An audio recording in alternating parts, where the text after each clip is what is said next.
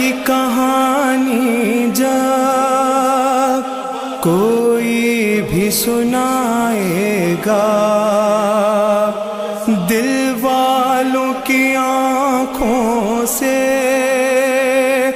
ایک دریا بہائے گا، وہ قافلہ سرور کا جو شان سے نکلا تھا، صغرا کو خبر کیا تھی، نہ لوٹ کے آئے گا۔ اعوذ باللہ من الشیطان الرجیم، بسم اللہ الرحمن الرحیم، الحمدللہ رب العالمین، الصلاۃ والسلام علی اشرف الانبیاء والمرسلین، الحمدللہ الذی جعلنا من المتمسکین بولایت امیر المؤمنین بولایت فاطمہ زہرا سیدۃ النساء العالمین ملکہ عالمین وآلہ الطیبین الطاہرین المعصومین، ولعنۃ اللہ علی اعدائہم اجمعین من یومنا ھذا الی یوم الدین، اما بعدہ فقد قال اللہ تبارک و تعالی فی کتابہ المبین وہو اصدق الصادقین، ان اللہ وملائکتہ یصلون علی النبی یا ایہا الذین آمنوا صلوا علیہ وسلموا تسلیما۔ بسم اللہ الرحمن الرحیم، تمام تعریفیں اللہ کے لیے، درود و سلام محمد و آل محمد کے لیے۔ 1445 ہجری 13 ماہ محرم الحرام، سویم امام عالی مقام سید الشہداء امام حسین علیہ السلام اور اصحاب امام حسین علیہ السلام کی مجلس آپ سماعت فرما رہے ہیں۔ مرکزی عنوان حجابات الہی اور عظمت امام حسین علیہ السلام کے عظیم عنوان کے تحت آج 12ویں مجلس آپ سماعت فرما رہے ہیں۔ سرنامہ کلام، پروردگار عالم نے کلام پاک میں سورہ الشمس میں ارشاد فرمایا، بسم اللہ الرحمن الرحیم، والشمس والضحاها والقمر اذا تلاها والنہار اذا جلاها واللیل اذا یغشاها والسماء وما بناها والارض وما طحاها۔ اللہ کے اسم سے جو نہایت مہربان اور رحم کرنے والا ہے، سورج کی قسم، اس کی روشنی کی قسم، چاند کی قسم جب وہ اس کے پیچھے آتا ہے، دن کی قسم جب وہ چھا جائے، رات کی قسم جب وہ دن کو ڈھانپ لیتی ہے، آسمان کی قسم اس کے بنانے والے کی قسم، زمین کی قسم اس کے بچھانے والے کی قسم۔ پروردگار عالم نے سورہ الشمس میں امام حسین علیہ السلام کے خاندان کی عظمت کی قسمیں اٹھائی ہیں۔ حجابات الہی اور عظمت امام حسین علیہ السلام کے مرکزی عنوان کے تحت میں آج 12ویں مجلس آپ کے سامنے پیش کر رہی ہوں۔ حجابات الہی جو تعداد میں 12 ہیں،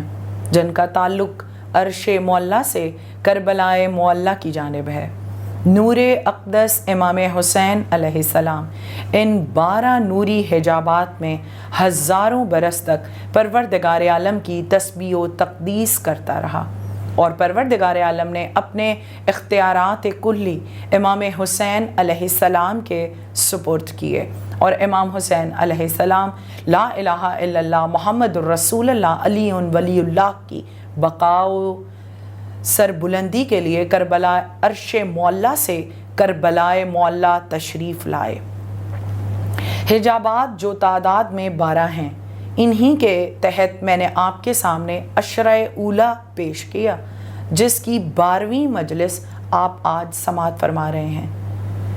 یہ حجابات جو حجاب قدرت، حجاب عظمت، حجاب عزت، حجاب ہیبت، حجاب جبروت، حجاب رحمت، حجاب نبوت و رسالت، حجاب رحمت، حجاب کبریاء،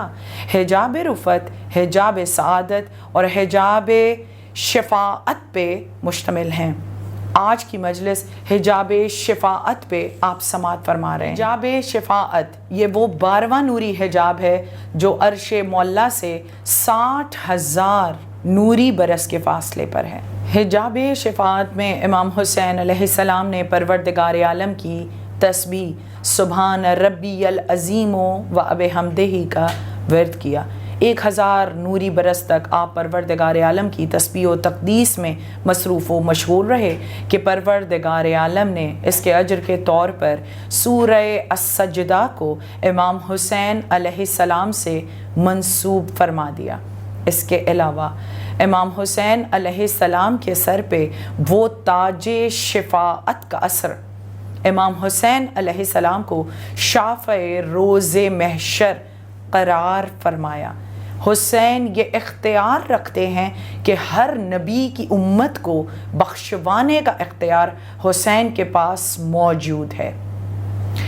وہ تاج شفاعت جس کو عالم زر میں جو ممبر نور پہ رکھا تھا امام حسین علیہ السلام نے اٹھا کر اپنے نانا محمد مصطفیٰ صلی اللہ علیہ وآلہ وسلم کے سر پہ سجا دیا تھا اور آپ شافع روز محشر قرار پائے۔ اسی وقت رسول اللہ صلی اللہ علیہ وآلہ وسلم نے فرمایا تھا حسین منی و انا من الحسین، حسین مجھ سے ہے اور میں حسین سے ہوں۔ اسی کے تحت پروردگار عالم نے حجاب شفاعت میں امام حسین علیہ السلام کو شافع روز محشر قرار دیا، اور جیسے ہی تاج شفاعت امام حسین علیہ السلام کے سر پہ رکھا گیا، آواز قدرت بلند ہوئی، بسم اللہ الرحمن الرحیم الحمدللہ رب العالمین، اور پھر حجاب شفاعت میں ہی 1.25 انبیاء کو جمع فرمایا اور تمام انبیاء نے امام حسین علیہ السلام کو مبارکباد پیش کی۔ حجاب شفاعت وہ حجاب ہے جو کربلائے معلیٰ سے قریب ترین حجاب ہے۔ حجاب شفاعت میں پروردگار عالم نے امام حسین علیہ السلام کو شہزادہ علی اصغر جیسا باب الحوائج بیٹا بھی عطا فرمایا۔ آپ کی آمد 10 ماہ رجب المرجب سن 60 ہجری کو ہوئی، اور اس کے تحت کربلائے معلیٰ میں آپ 6 ماہ کے تھے۔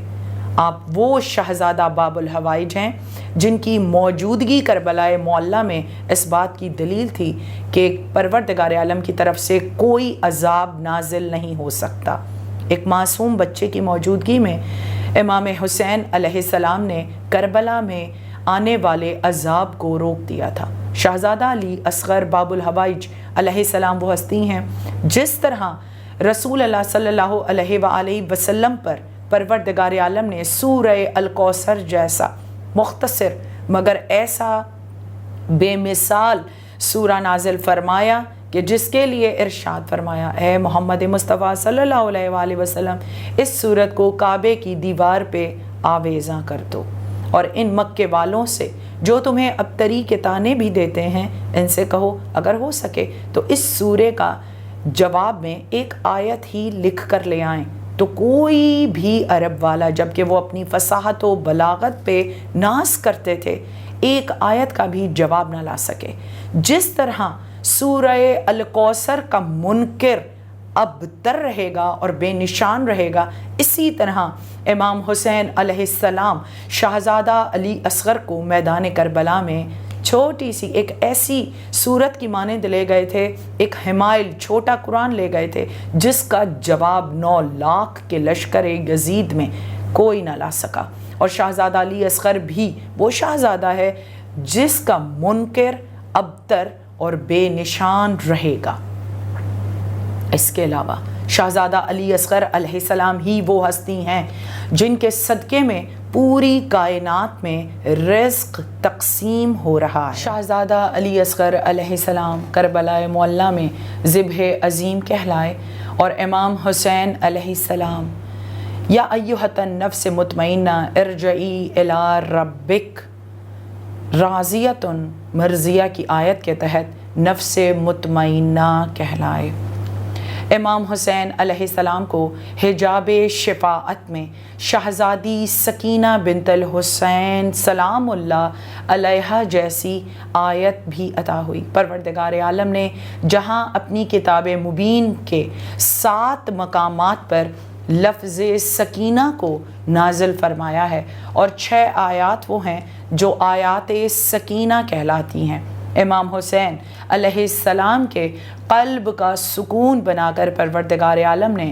شہزادی سکینہ بنت الحسین کو 24 ماہ ذی الحج سن 56 ہجری کو نازل فرمایا۔ آپ آیت اللہ، ثمرۃ النبوت، قلب حسین، عابدہ اور الشہیدہ کے القابات و خطابات سے نوازی گئیں۔ امام حسین علیہ السلام نے اپنی والدہ گرامی سلام اللہ علیہا کی نسبت سے آپ کو اسم فاطمہ سکینہ سے نوازا۔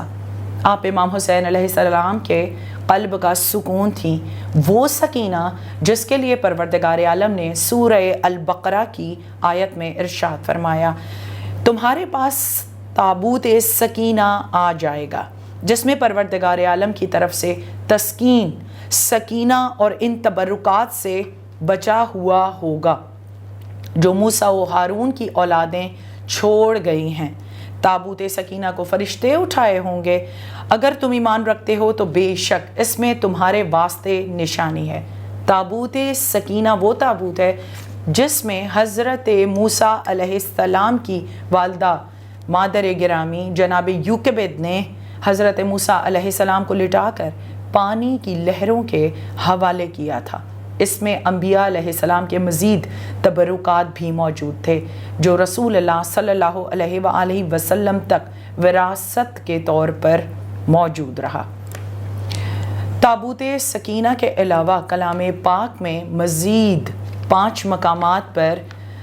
آیات سکینہ نازل ہوئیں۔ سورہ الفتح میں پروردگار عالم نے ارشاد فرمایا، بسم اللہ الرحمن الرحیم، هو الذی انزل السکینۃ فی قلوب المؤمنین، وہی ہے جس نے مومنوں کے دلوں میں سکینہ نازل فرمائی تاکہ اپنے ایمان کے ساتھ وہ ایک ایمان اور بڑھا لیں۔ مزید سورہ الفتح کی 18ویں آیت میں ارشاد رب العزت ہوا، بسم اللہ الرحمن الرحیم، فی قلوبہم فانزل السکینۃ علیہم واصابہم فتحا قریبا۔ اللہ مومنوں سے خوش راضی ہو گیا جب وہ درخت کے نیچے تم سے بیعت کر رہے تھے، ان کے دلوں کا حال اس کو معلوم تھا، اس لیے اس نے ان پر سکینہ نازل فرمائی، ان کو انعام میں قریبی فتح بخشی۔ مزید یہی وجہ ہے کہ جب ان کافروں نے اپنے دلوں میں جاہلانہ حمیت بٹھا لی تو اللہ نے اپنے رسول اور مومنوں پر سکینہ نازل فرمائی اور مومنوں کو تقوی کی بات کا پابند رکھا۔ پھر ارشاد ہو رہا ہے سورہ التوبہ میں، بسم اللہ الرحمن الرحیم، ثم انزل اللہ سکینتہ علی رسولہ وعلی المؤمنین، پھر اللہ نے اپنی سکینت اپنے رسول پر اور مومنین پر نازل فرمائی اور وہ لشکر اتارے جو تم کو نظر نہ آتے تھے۔ قرآن میں 6 مقامات پر لفظ سکینہ نازل ہوا اور یہ سکینہ شہزادی وہ بی بی ہیں کہ جب امام حسین علیہ السلام وقت رخصت خیام حسینی سے برآمد ہوئے تو آپ نے اپنی بیٹی کو اپنی آغوش میں اٹھایا اور پھر آسمان کی طرف ایک منظر دکھایا جو میدان محشر کا، روز محشر کا منظر تھا، جس میں لوگوں کی زبانیں ان کے شکموں تک لٹکی ہوئی تھی۔ پیاس کی شدت کے مارے امتیں بے حال تھیں۔ امام حسین علیہ السلام نے فرمایا، شہزادی، ہم نے نماز شب کی دعاؤں میں آپ کو پروردگار عالم سے اپنے رب سے مانگا ہے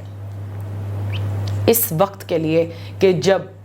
پروردگار عالم کی محبت کا امتحان لیا جائے تو ہم اپنی سب سے عزیز ترین چیز اس کی بارگاہ میں قربان کر دیں۔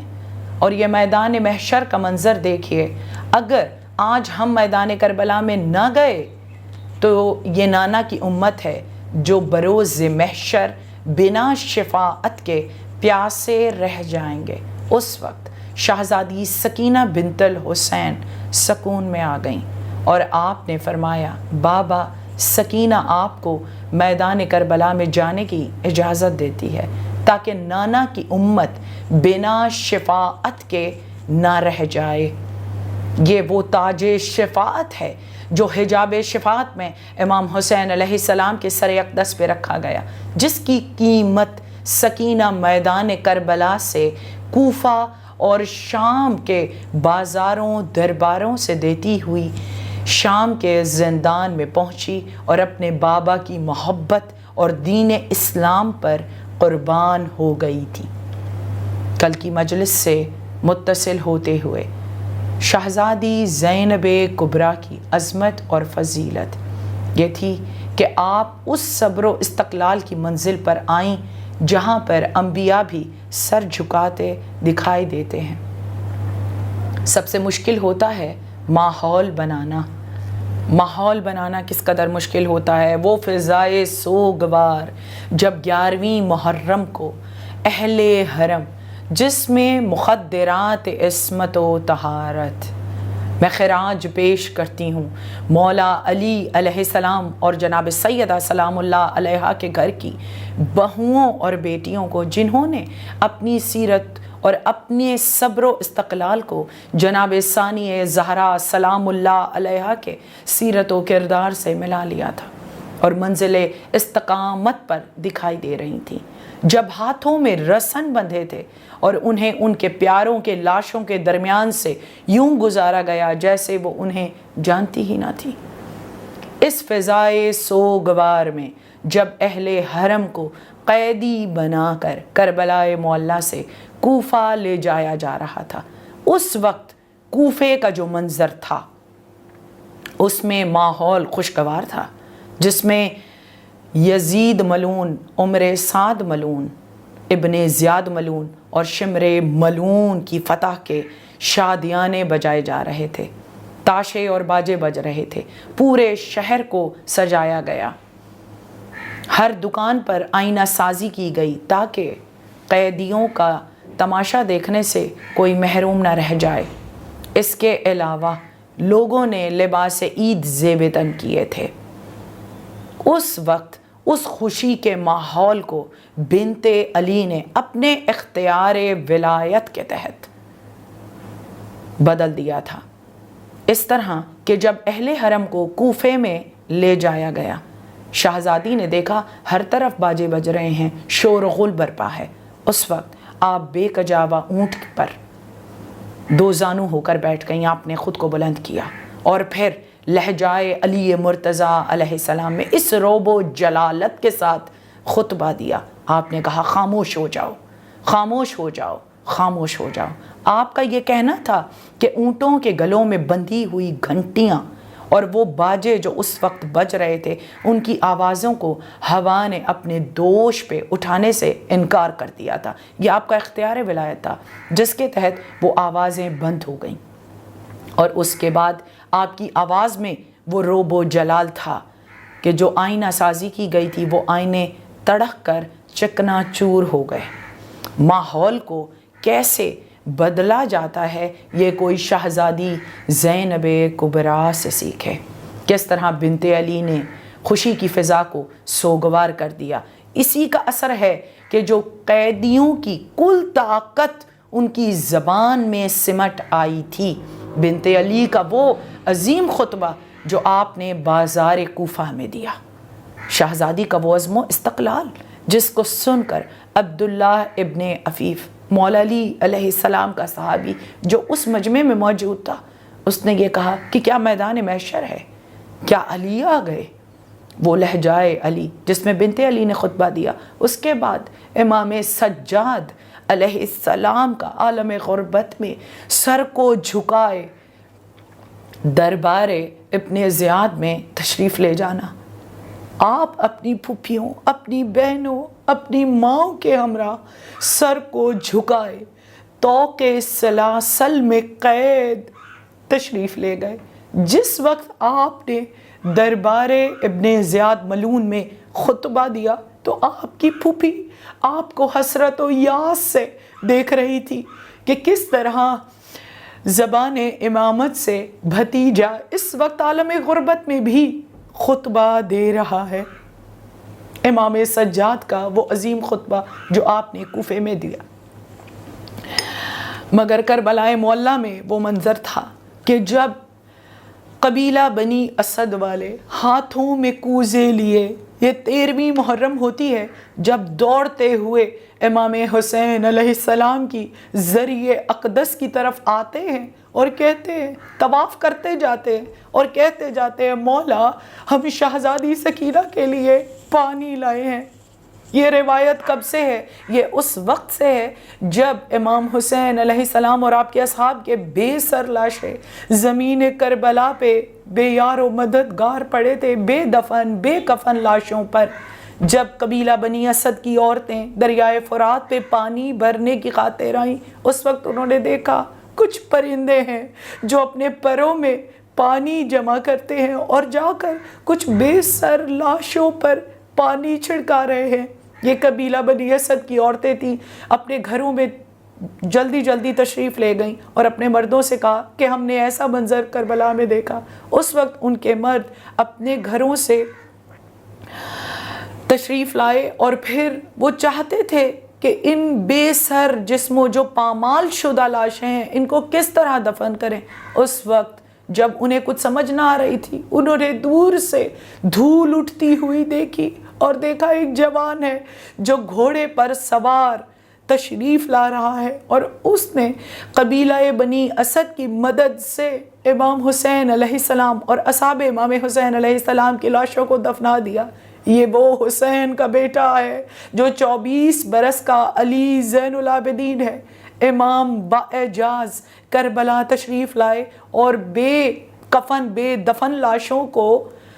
سرزمین کربلا میں دفنا دیا۔ حسین کی قبر میں سینے پر علی اصغر کو سلایا اور قدموں میں علی اکبر کو سلا دیا۔ جناب حر کو دفن کیا، حبیب ابن مظاہر کی قبر بنائی، مگر جب سید سجاد ابوالفضل العباس کی لاش پہ پہنچے، جب دریائے فرات کے کنارے پہنچے تو قبیلہ بنی اسد والوں سے کہا کہ اب تم لوٹ جاؤ۔ اب جناب ابوالفضل العباس کے لاش کے ٹکڑے سید سجاد نے اکٹھے کیے، ایک قبر بنائی اور فرمایا، اے چچا عباس، اگر آپ نہ شہید ہوتے تو پھوپھی کے سر سے چادر نہ چھنتی، سکینہ کے گوشوارے نہ چھینے جاتے، الا لعنت اللہ علی القوم الظالمین۔ بار الہ اس عبادت کو اپنی بارگاہ میں قبول و منظور فرما، امام زمانہ علیہ السلام کے ظہور میں تعجیل فرما، آمین یا رب العالمین۔ اللہم صلی علی محمد و آل محمد۔